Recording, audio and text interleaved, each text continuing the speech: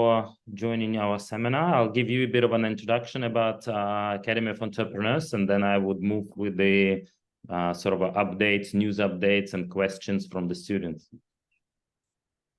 Would you like to talk a little bit about Academy of Entrepreneurs before I start the seminar, or? Sure. Okay. Sure. Are Okay, they all our students, or they're mostly from everywhere? Where are you guys from? you can put in the chat if you're one of our students or just like from a different part. Yeah. Is anybody studying at Academy of Entrepreneurs, guys?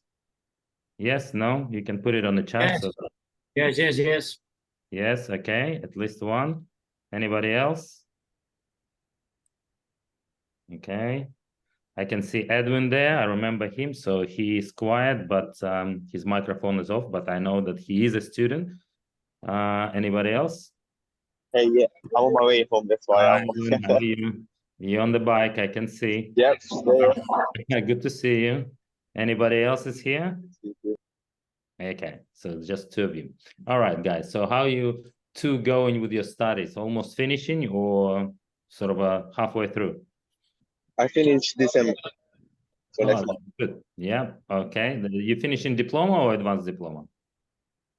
Diploma for now, and I will be probably starting the advanced diploma. Okay. And what about you, Alfonso? Are you doing diploma or advanced? I'm in the middle of the studies of the advanced diploma.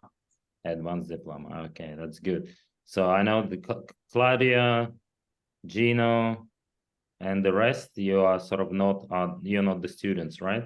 So you might have some questions about your studies, which I'm more than happy to answer. So do you want to sort of say a few things about AE, or you want me just to go with the seminar? Sure. I mean, we can say that AE is mostly the school that's helping all entrepreneurs to get to their full potential. And the main objective of AE is causing a disruption on education to actually make students learn from people with experience and obviously create a great space for networking. That's why we bring here today Edward Miller, a great migration lawyer, which will help you with like, it's here like mostly to help you international students to fulfill like ambitions and to know more about all these things that Australia has to offer, even when it comes to terms regarding law. All right, sounds good. Well, thank you very much for introduction. So, I mean, usually I set up this sort of on a regular basis, these seminars.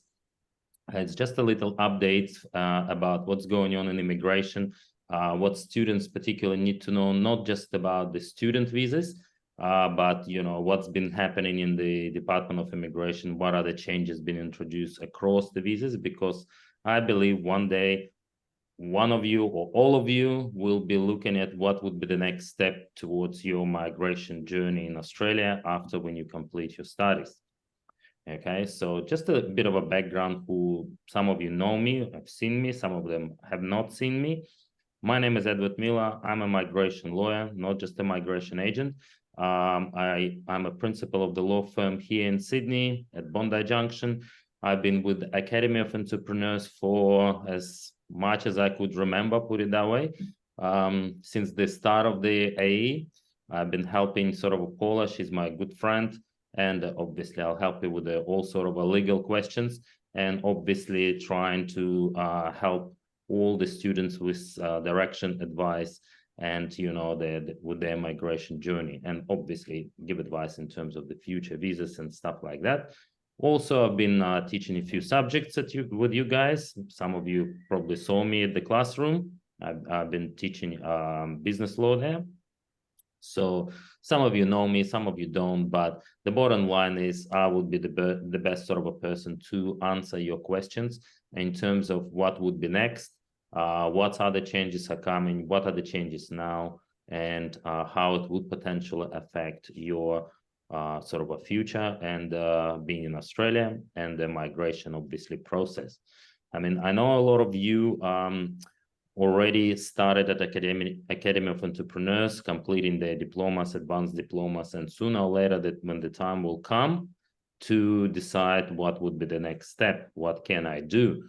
And what else? Shall I continue study something else, or shall I, find an alternative visa path? But before we're going through all these requirements, if any of you who are interested to renew the student visa, there are few things came up, from the Department of Immigration. I mean, the major changes being introduced, probably you all know, after 1st of July, that the Department of Immigration introduced that all the students currently studying in vocational sector, they're coming back to their regular working hours after post-COVID, exemptions. So during the COVID, obviously everybody were able to work full-time while studying. Those concessions were introduced for the purpose of helping, obviously, international students in Australia to, put it that way, live, survive, and study during those horrendous times. So from 1st of July, Department of Immigration abolished all those rules. Also, what they've done is they brought back the old graduate visa system. So before, during the COVID, any kind of students who, before 1st of July, all the students either from universities or vocational educational sectors, such as Academy of Entrepreneurs or some other colleges, were able to apply for postgraduate visa, subject to that they meet the requirements.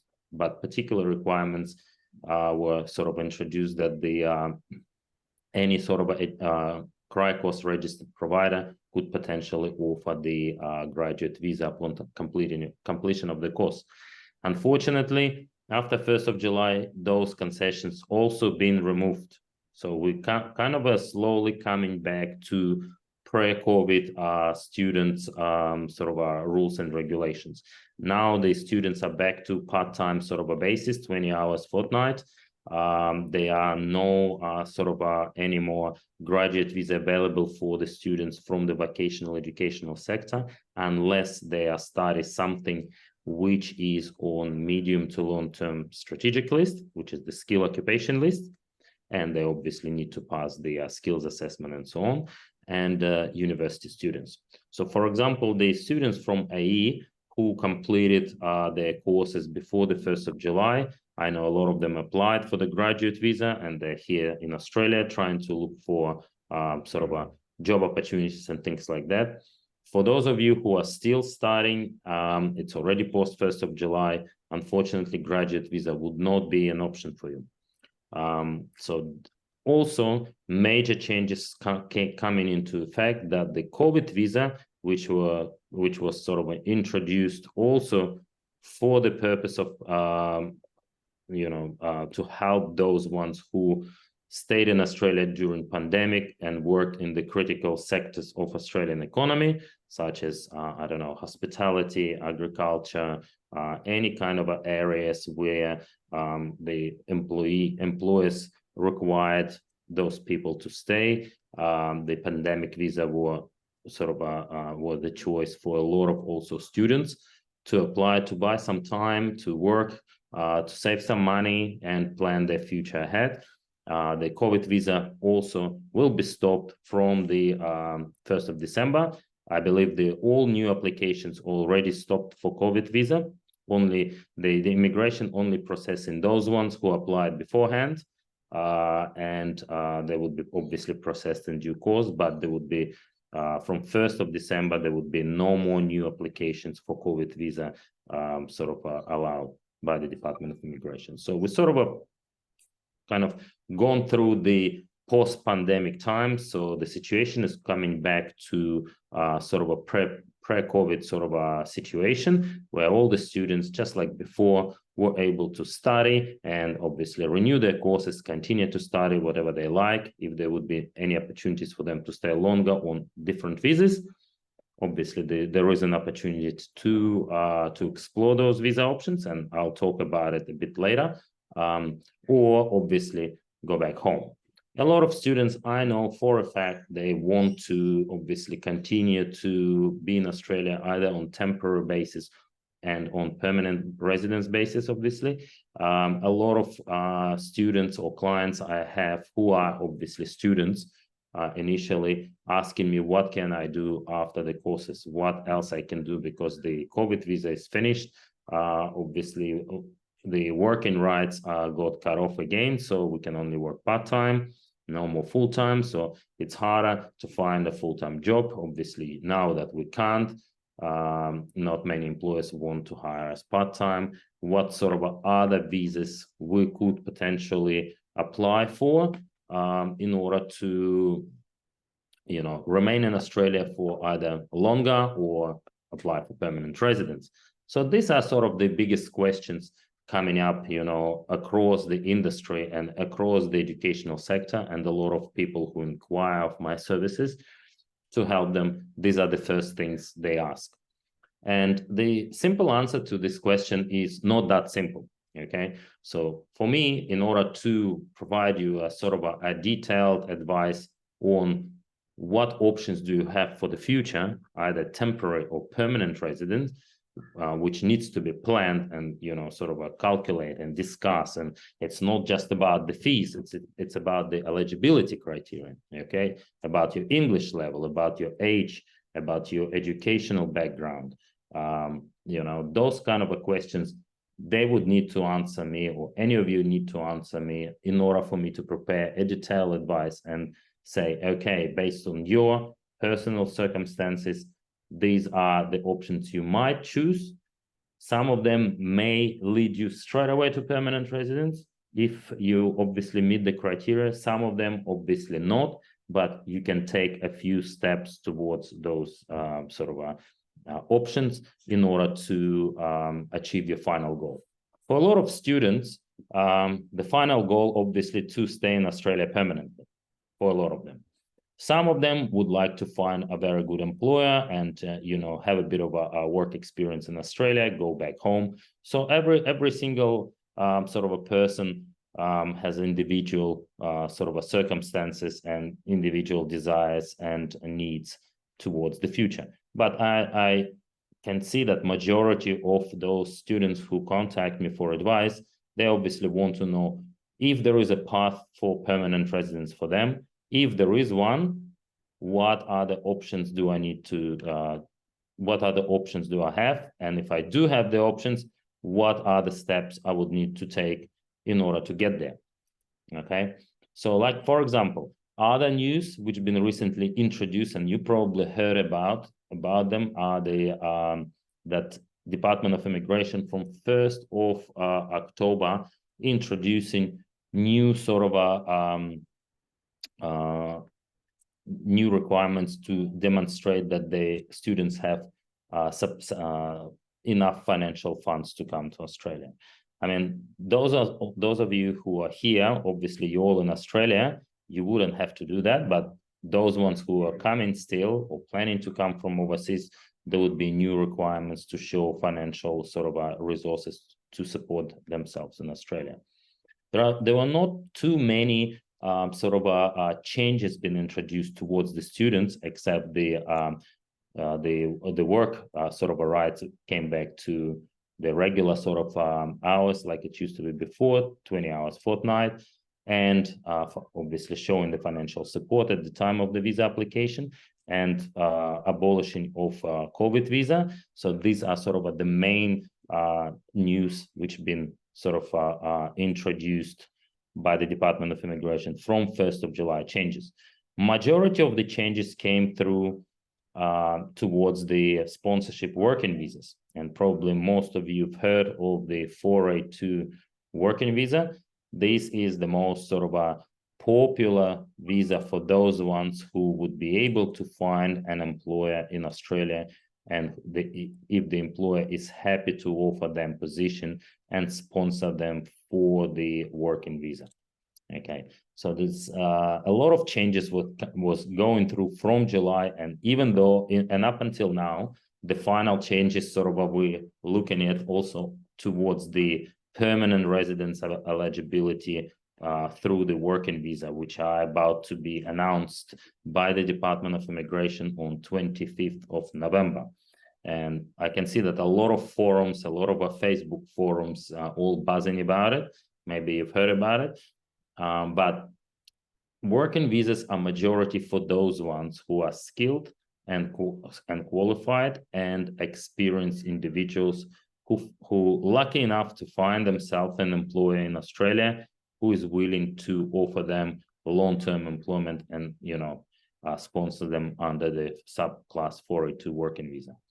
What about are those ones, probably some of you, who are unable to fulfill the criteria of qualification and 2 years work experience? What can you do after the, for example, completing your advanced diploma at Academy of Entrepreneurs, apart of if you would decide to start your own business and looked at the entrepreneurship visa? Okay, if some of you who are working right now while completing the courses, the sort of a logical way to speak with the employer and to see if they would be able to offer you not the working visa, not 482 working visa, because you're simply not eligible for it just yet because you just completed the course, to offer you a sub 407, which is called training visa. Training visa is the most popular visa for those who just completed the qualifications, let's say completed diploma or advanced diploma courses, and they don't have work experience in the field, and the training visa is designed for it. Okay, so the training visa will allow those individuals to obtain 2 years practical in-house training, practical experience at workplace, and after completion of that, for maximum 2 years, so this visa is for the maximum 2 years, would be able potentially to apply for 482 working visa, and we'd obviously see if it would take them to permanent residence. And that is not a bad sort of a strategy, because I mean, both of the employer-related visas, obviously, either the training visa or the working visa, it would require to have an employer. Okay, so if you don't have an employer, you would need to look at the alternative options to apply.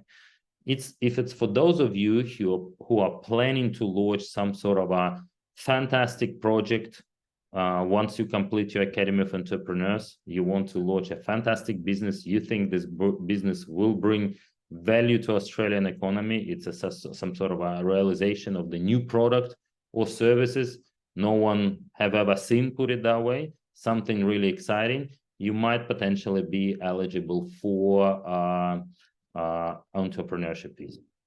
In order to be sort of even considered for entrepreneurship visa, you would need to have already some sort of a basic business strategy. You would need to have a basic, not just basic, but very good business plan to present to the Department of Immigration. And obviously you need to satisfy your personal skill set, that you know what you're doing, that you've got qualifications, you've got all necessary work experience, and you've done enough research in order for you to operate your entrepreneurship enterprise in Australia. This sort of a visa is a permanent resident visa. However, it has to be, it works by invitation. So you can't apply for this visa immediately, even though you're an entrepreneur, you got a great business idea, and so on. You need to be invited for it. So it all goes through so-called expression of interest. What is the expression of interest? So basically, we would need to prepare an application to the Department of Immigration, explaining your personal, obviously, circumstances, your study background, work background, if you have a sort of a sufficient English, you would need to do obviously the English test to show that you have a functional English in order to operate business in Australia. Then they will ask you questions about your entrepreneurial activity. What's the business all about? Do you have a business plan? What are you planning to achieve by running this business? And there are several questions and obviously documents you would need to prepare in that. So once we prepare this application, and send it across to immigration, expression of interest application is not a visa. It's just a letter explaining your view of your eligibility towards the entrepreneurship visa. And once that information sent to Department of Immigration, it would be placed obviously in a queue to assess and to see whether Department of Immigration will believe that your business is first, it would be a profitable venture. Second, it will create jobs in Australia or in the state you're planning to open your business. And obviously, it would be a successful venture throughout the years. So if you, after lodging the expression of interest, after a while, Department of Immigration assessing this application, once they send you an invitation, and then only once the invitation is arrived, you can apply for the visa. Obviously, if you meet all the requirements and you have all the documents to support your application. So it's a bit of a lengthy process, and during that process, between the applying for the expression of interest and waiting for the invitation, you must be on some sort of a visa while waiting for this golden invitation from immigration. So this kind of a visa, it's not a straightforward visa. You can't just straight away apply for it. You have to be invited to apply for it. Compared to other employer-related visas, you can just apply for it as soon as you become eligible. There are other sort of visas available which are also by invitation, and you've heard probably of them. They're called skilled visas. We're talking about 189 subclass and subclass 190. Let's sort of talk about those two. The difference between them, they are also by invitation. They're based on points. So the minimum sort of a points you would need to score 65. And those points are sort of based on your age, on your English skills, on your qualifications, your work experience, and some other small bits and pieces where you can collect the points. So if you reach 65 plus points, you would be able to submit again the expression of interest and wait for invitation. So the difference between 189 and 190, 189, you can be anywhere in Australia if you have sufficient points and invitation. 190 visa, you would gain an extra point if you select a specific state, which will be sort of you would interested to live in. Okay, by selecting sort of a state where you would be interested to be, you would be getting an extra 5 points towards your total points overall score, which makes sense. As an example, if I, for example, able to, if I'm a marketing specialist, let's say, and I want to apply for the skilled visa, I would first check, and I want to stay in New South Wales, in Sydney. I would first check if the New South Wales state occupation list has this occupation. And if it does, then there is no point for me to apply for 189. I would apply for the state nomination 190, because it will give me an extra 5 points just because I selected New South Wales. Every single state in Australia has its own occupation lists, and you can just Google them all up and check the occupation lists. For example, New South Wales occupation list, Victoria occupation list, Tasmania occupation list. All of those states sort of every year, I believe, posting the occupations in demand in that particular state. And then you will see whether it's worthwhile to pursue that avenue. But again, as in my sort of opinion and what I've seen throughout my clients' struggles, if you only score 65 points, it's pretty much virtually impossible to get an invitation, because the Department of Immigration always invite people with the highest score, and then they go lower and lower and lower. So pretty much the more points you will be able to get, the faster you could potentially receive invitation and apply for the visa. Okay, I had clients who had only like 70, 75 points, and they also got invited, but they were waiting for a very long time, almost 6 to 7 months. It also depends on the industry we're applying for. So each industry usually allocated specific amount of invitation by the Department of Immigration. We have no sort of a choice or no say about, you know, how many invitation each year the Department of Immigration will offer people. But obviously, the more points you have, the more chances you have to be invited faster than anybody else. So there are sort of online tools, they're available for you to calculate your points, but the key is not just go on and calculate your points. The key is to see if your qualification is on the list of the occupations in demand. A lot of students asking me, can I use my overseas qualification? Because I know some of you who are coming to Australia and who are coming to Academy of Entrepreneurs, for example, to study, they already completed some sort of a bachelor degrees or even masters. The answer to this question, yes, Department of Immigration will accept overseas degrees and qualifications, but you must get it accredited in Australia. So how to do that? Every single industry in Australia governed by so-called Skill Assessment Authority. So Skill Assessment Authority is basically a body. It's not a Department of Immigration. They're a government body which are designed to assess your overseas qualifications and work experience in order to determine that you are skilled and qualified for the purpose of working in Australia, and you start your sort of a study requirements back home are comparable to Australian education system.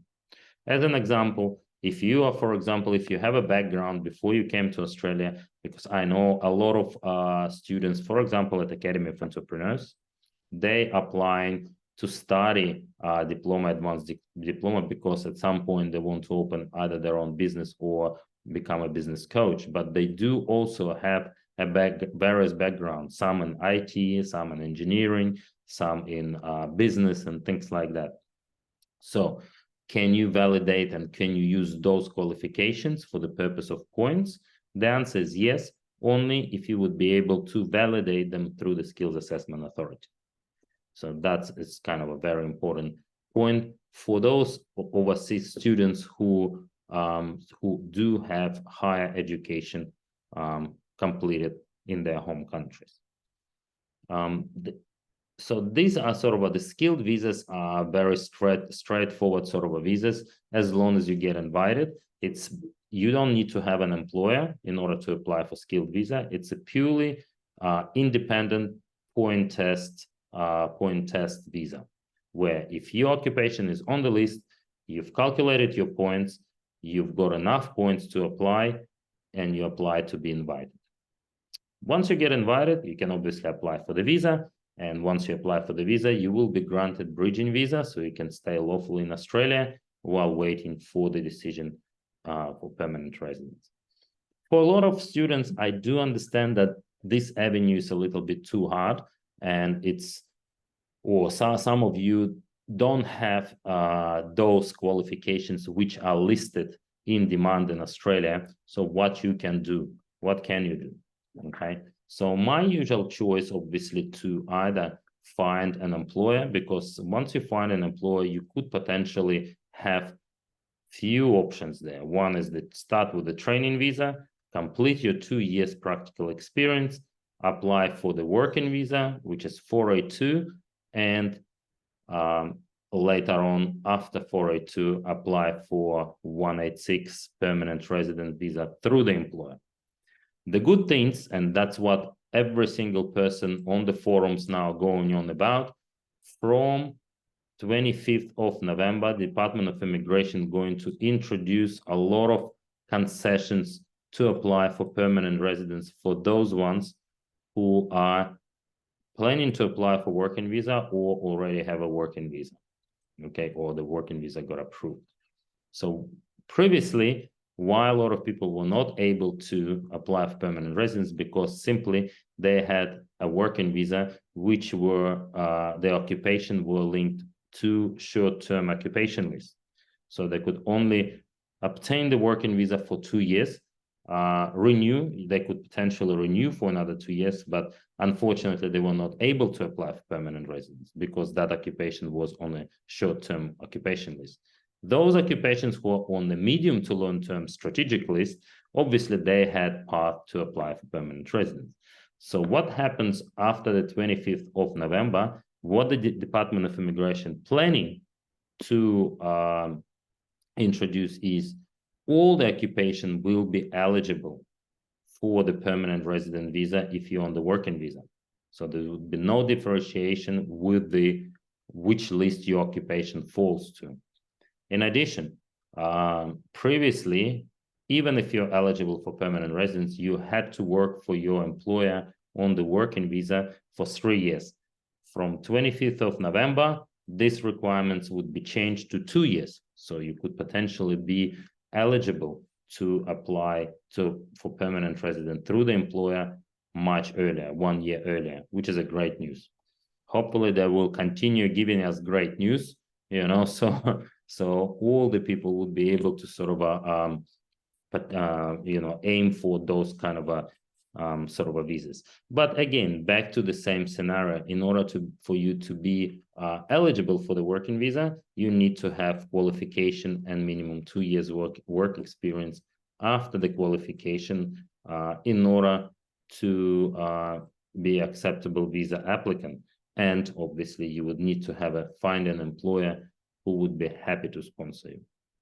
So a lot of people, and I know a lot of students nowadays, sort of are running around and working and trying to find an employers who could potentially come to them and say, we want to sponsor you. So if you, for some reason, don't meet those 2 years work experience requirement after your qualification, then the training visa would be sort of the best option, because training visa does not require you to have those two things. It's either you just completed your course, you're a fresh graduate and with no work experience, or the other option is you don't have a qualifications, you don't have certificates, but you worked in that sort of a particular position for at least 1 year. So make things much easier for people who can't meet the requirements for working visa to do the 407 training visa, gain practical experience for maximum 2 years, and then after that apply for 482 working visa and subsequently be eligible with the new regulations to apply for the permanent residence within 2 years. So pretty much more or less, if you don't have any work experience, or you only have qualification, or you only have work experience, applying for training visa for 2 years, plus being with the employer on 482 visa, after that, you would be able to proceed to permanent resident visa. So which is, we're talking about more or less, I would say 4 years commitment to the employer, which is not that long time. Most of the employers in Australia are quite good. And I've got quite a few applicants who did the training visa, who did their working visa, and now they're applying for permanent residence. So it's not a bad option, okay? What are the choices obviously students would have? Well, the simplest one, if none of that applies to you, you don't have an employer, your occupation is not on the list of occupations for skilled visa, you don't think that your entrepreneurial activity or entrepreneurship will lead to immigration liking your business and inviting you for this visa, then I would suggest to renew your student visa and see what are the options you will have in the near future, because usually Department of Immigration change their requirements twice a year. So we would expect some changes again early next year, and we'll see what good things hopefully the government will introduce to help those ones who are here.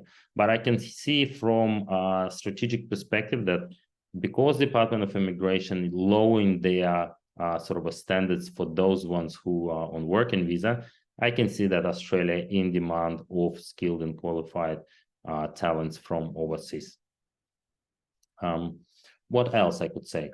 I mean, so far, it's been a very sort of a difficult and busy period for the past 6 months. There was a lot of changes been coming in and out from the Department of Immigration. A lot of clients and my clients were quite frustrated because some changes applied to them are good, some changes applied were not so good, but you know, immigration system is always evolving and always corrects itself, I would say that, to suit obviously budgetary requirements of Australia and the need of overseas individuals in Australia. So, I mean, this is sort of summarizes the major sort of news and potential options you guys can choose from and obviously seek legal advice for, because I can't really go in depth about, you know, all those visas without having, you know, a knowledge of your personal background. So if anybody wants to sort of contact me individually, I put it on the chat, my email address. I would be happy to set up a consultation with you guys. Have a look at your personal sort of a life story, your educational background from home and here in Australia, your work experience from home and here in Australia, and what are you planning to do in the future, and would be able to create some sort of a plan, a path towards your end goal. So we don't have really sort of much time left, so I don't want to talk too much and make you tired. I'm sure any of you have any questions, you could potentially ask me now, because I encourage the questions. I encourage, there is no relevant or irrelevant questions. If you have any potential questions, I want to hear from you, and I will do my best to answer them, you know, in order to help you guys to understand what to do. Does anybody have a question? They just put one on the comment by Edwin. Okay, I'm just, yeah.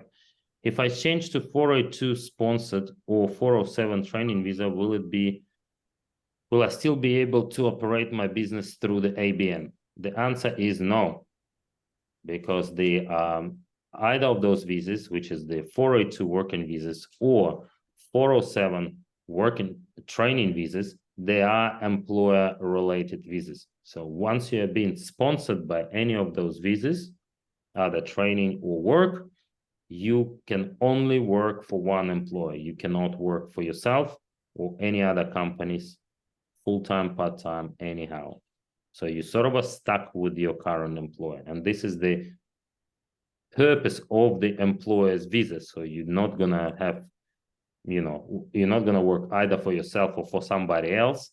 You would be only working for the employer who sponsored you. Any other questions? You're welcome. You can either text or speak up. It's quite okay. Don't be shy. Don't think any. Yep. I have a question, sorry. Yep. In my case, I have a degree on marketing and digital communication, and I have a postgrad on social media marketing digital and digital marketing software. And I have 1 year of experience. And now when I'm finished this advanced diploma, I have two options, I think, because today I'm still looking this before the meeting, and you say a lot of things that I searched today, because I have two options. Like in my case, I'm thinking about to make a master in the University of Sydney. Then I see the requirements that they require to me. Like it's like I need to have X level of English and some things.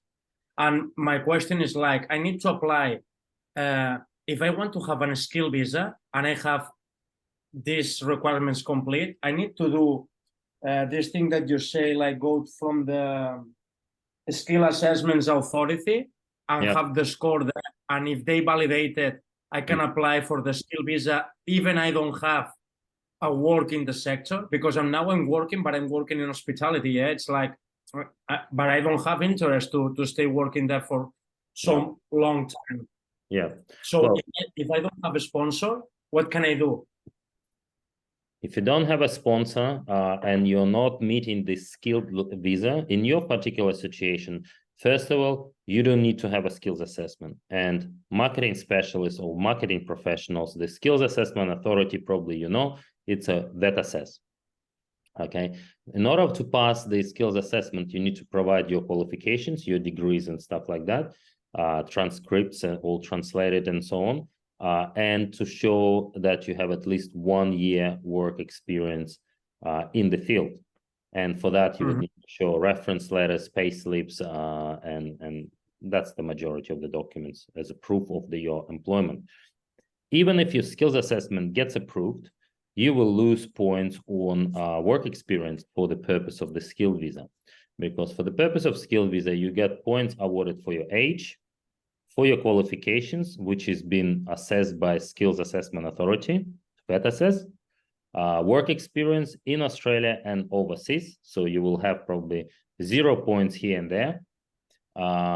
English level, you would need to do either the IELTS, PTE, TOEFL, whichever you prefer, they're all acceptable.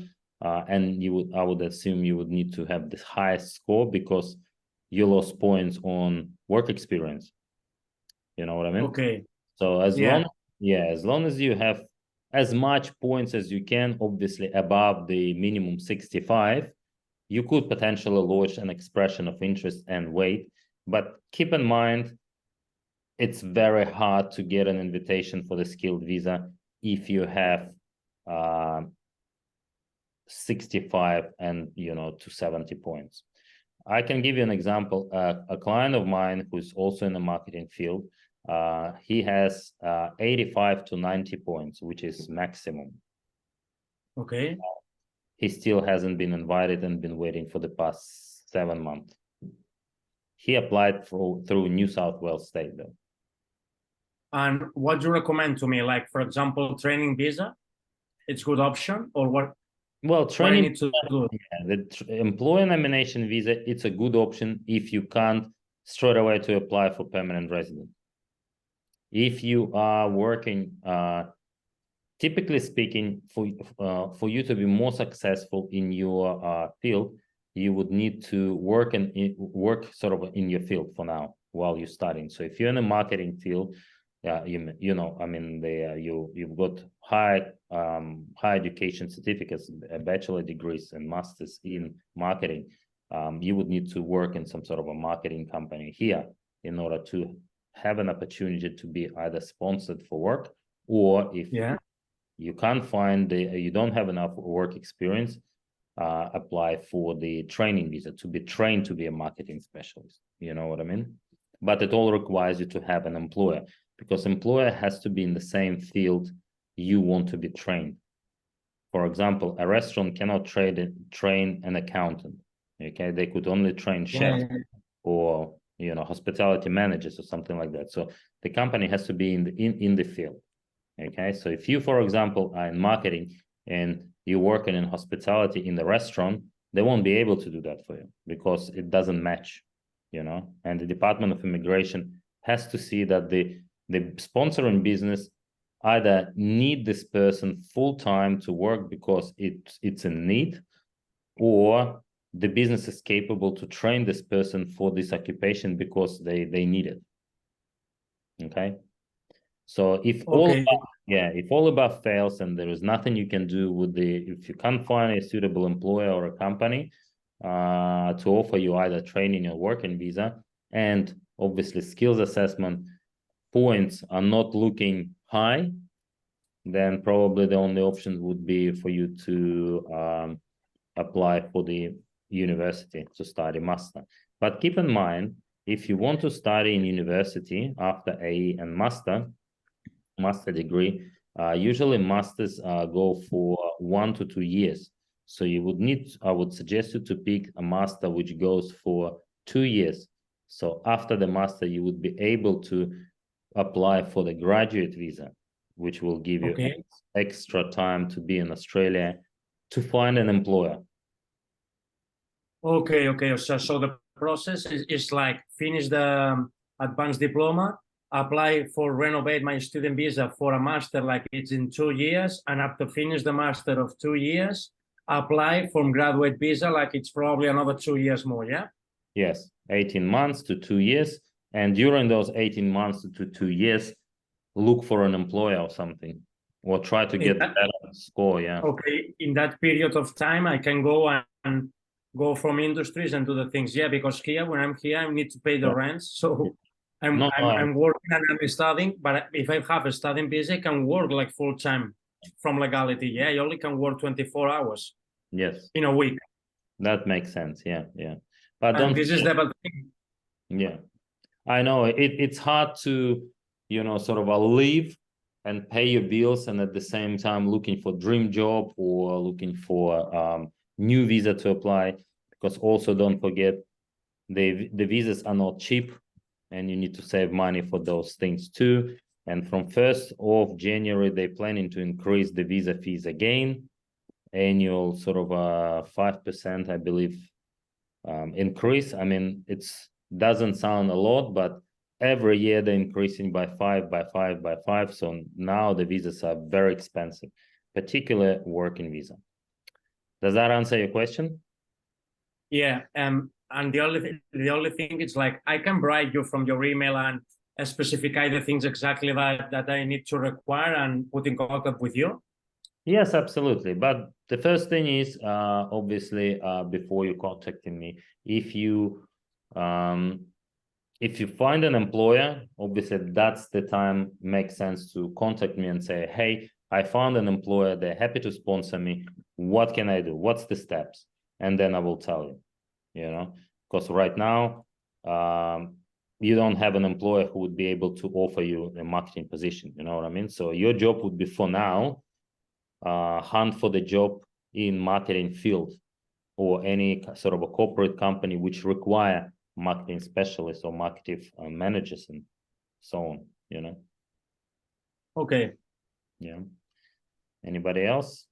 Yeah, just on that topic, because marketing specialist might apply to a lot of people that study business. That's okay. If you're on a student visa, how likely, from your experience, is it really that you can convince someone to sponsor you? I mean, you can. Absolutely. That's what I do for a lot of people. Half of my clients, they're actually students changing from student visa to working visa, or changing visa to training visa. Because don't forget, right now, it's a unique situation in Australia. A lot now that the COVID is over and businesses were really run down during the COVID, a lot of businesses closed down. Now the summer came back and, borders are open, businesses pouring back in Australia, and Australia need a lot of people to work, really, really need, because we're getting very, very busy. Plus it's summer, plus it's New Year, and, this is the best time and the busiest time for a lot of businesses to get the money back during the time they lost for all this time in COVID. So I have quite a few clients who came to me and say, I'm a student working part-time, 20 hours or whatever with the employer, and I asked them if they wouldn't mind to offer me either working visa or training visa. Depends obviously on my qualifications and work experience. But answering your questions, a lot of people do, and a lot of companies will do that because they actually want to have a fixed employee for at least 2 or more years. And the course obviously is a question always with employers, but because all the course for the employers are tax deductible, so they can basically write it off through the taxes, it's legal, because Department of Immigration fee probably not deductible because it's a government, but for example, my fees, legal fees and training levies, they could claim it through the taxes, so to minimize their income, which works well for them. So answering your question, yes, a lot of clients I have, they are students who are changing to either training and working visa. Yeah. And in the field of marketing specialist, yeah, what's the chance of success there? Because marketing, it's Sydney, there's a lot of local competitor, there's local people here. It's easy. A lot of people study business, well, finding an employer, this is the hardest part, and convincing them to offer you either training visa or working visa. This is the hardest part. In order to get the visa, it's not that hard if you meet the relevant criteria, and obviously business meets the criteria as well. So because it's not like it's a skilled visa where you compete with people with more points. It's about finding an employer, convince him to do the visa, and prepare all the documents and apply. And don't forget, from 25th of November, all occupations would be eligible for permanent residence after 2 years working for the same employer on 482 working visa.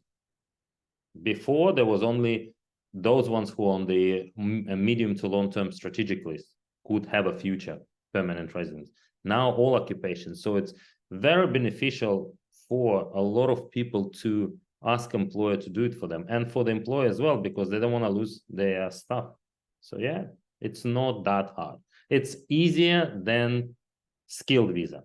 Even though skilled visa sounds simple, just calculate your points. If you have enough, wait for the invitation. The problem is, I have known so many people who have so many points and they're still waiting. And while you wait for the invitation, you have to be on some sort of a visa.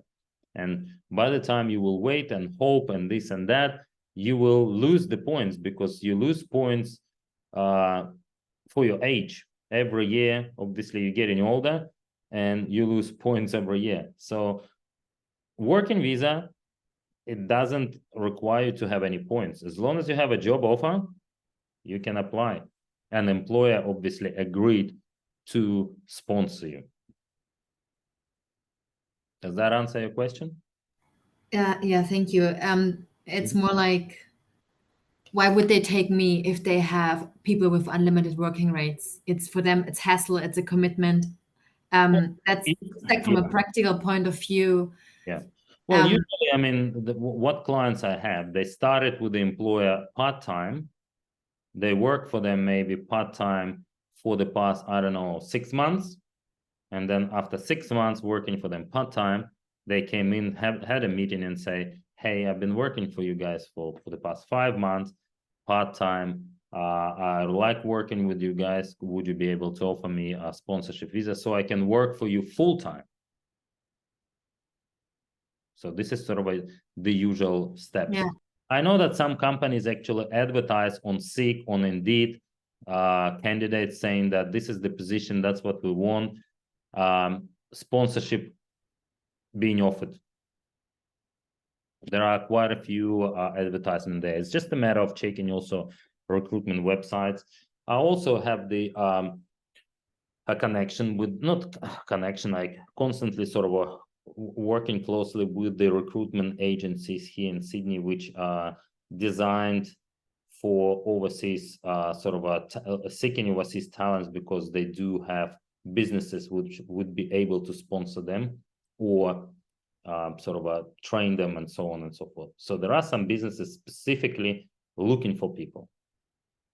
I have a client who is for example, one of the biggest aged care facility in Australia. They've called me and they said, we need at least 500 aged care workers. Can you find for them? Not in Australia, but from overseas anywhere. And we're happy to pay for their relocation costs and visa fees and things like that. It's a very large organization. There are some organizations in IT industry as well, that they really can't find anyone experienced in IT field in Australia, and they really need them here. So it's just a matter of, I would say, checking the job seeking websites. I mean, if you do have, what do you call it, CV, you could forward it to me so I can pass it on to the recruitment agency. They could have a look if they do have employers looking for people in the marketing field, but it is always possible. It's possible. Okay, a lot of people I know, they find in the ways. They're starting off either part-time and then asking for to be sponsored either on training or working visa. I know some clients who just basically saw the advertisements, called the employer, had an interview, and they told us, yeah, we're happy with you. And what do you want? You want the us to help you with the visa situation, find yourself a lawyer, and let's do the visa. And then they calling me and saying, last week I had an interview with the employer. I told them that I need to be sponsored, and they agreed. And I asked that person, said, how many interviews did you go before you found this guy? And she said, I went through almost 8 or 9 job interviews, and all of them said, no, we don't sponsor. No, we don't sponsor. No, we don't sponsor. But this one said yes. So there are places out there. And also, in addition, recruitment agents. Yeah. Thank So you. that's okay. Any other questions? I think we almost sort of finished our time. Any other few last questions? I think we have a lot of them Yes, on the sorry. comments. Oh, Oh, yeah, do we? I'm just looking. All right. Okay, that's how long. How far in advance should I apply for the visa if the one I currently have ends in June 19? You mean 24 June 2024? Yeah, Okay, yeah. you scared me. If it's okay, if it's 2019, you're illegal for very long time. You put it that way, eligible for citizenship now, if you stay illegal long enough. Okay, so June 24, right? Yeah. Okay. So is that when your course is finishing in June 24? No, it's when the visa that I have, they put it finish, like it ends at 19th of June. Okay, all right. So I would always suggest people to start as early as possible planning. I would say if it's a June, I would say you start planning for the next visa somewhere in March, April. Okay. So I would say 3 months before the expiration of the visa, or if you can earlier. The earlier you do, the better. It also depends on what visa are you planning for. If you, for example, planning to find an employer to sponsor, I would suggest to look for them now. Okay. Okay. If you're planning to obviously apply for skill visa and you need to do the skills assessment, you need to do your English, I wouldn't wait until next year. Do everything as fast as possible. Rather be prepared early than do in the last minute. Okay. Yeah. Thank you so much. No problem, no problem. Any other questions? Okay. Does the training visa means that you have to work for one? Okay, I think I answered that or not. Does the training visa means you have to work for one company in the whole time? And after 2 years, do you still have to work for the same employer when you now apply for 42 working visa? Yes, all sponsorship visas requires you to work for the same employer. Your visa got granted, not just a training visa, but working visa as well. Another question. So I had a growing small business in my home country and I would like to sell here. Is that reason enough as an entrepreneur to apply to the skilled visa, or it's more complicated? Well, I mean, there's no sort of a simple answer to this question. It all depends on what sort of a business you have there, what kind of business you're planning to open here, how profitable this business would be. The best answer would be if you would prepare a detailed business plan and explain, there how this will help you in Australia. Can I add my partner to my sponsorship visa? Yes, you can. As long as you are either in a genuine de facto relationship or you're married. Yes, you can. The other question. Any other questions? I think I've read them all. Don't be shy. If you do have, okay, there is one. Let's make it the final one. If I'm in Australia on the e-visitor visa 651, yeah, I'm able to apply for a student visa in Australia. Yes, you can. Okay, yes, you can. You can, being on a student on tourist visa, you can apply for any visa in Australia. Just keep in mind, while you're waiting for your new visa grant, you don't have any working rights. You cannot work in Australia legally. The business I meant it's the flower business for events, but from very world-class quality. Well, as I said, I would need to see a business plan to see, because the business plan will tell you what you do, what your prospective goals, what your prospective revenue, how much money you're planning to achieve, what are your competitors here and there, in order to present this idea to the Department of Immigration. But yes, it's possible. It's the final decision. It's up to Department of Immigration. Anyway, I texted my email address to you guys. If anybody of you wants to have a personal consultation to discuss your particular either business venture or your future and create sort of your personalized strategic plan after when I ask you 150 questions about yourself, reach out to me. I got my details just in case. And we will have another seminar probably run after this new crazy changes introduced after 25th of November to see what exactly immigration is planning for us for the next financial year. Okay. Perfect. Thank you, Edward, for your time and all your advices. Thank you guys for being here with us this evening. My details up there. If any questions, let me know. Otherwise, I'll see you all maybe in a month's time again for our next seminar. Prepare some questions if you're gonna attend. Perfect. All right. Thank you, everyone. Guys, nice to meet Thanks, you. guys. Thanks, Edward. Bye-bye. Bye. Bye, everyone. Have a good night. You too. Bye. Bye.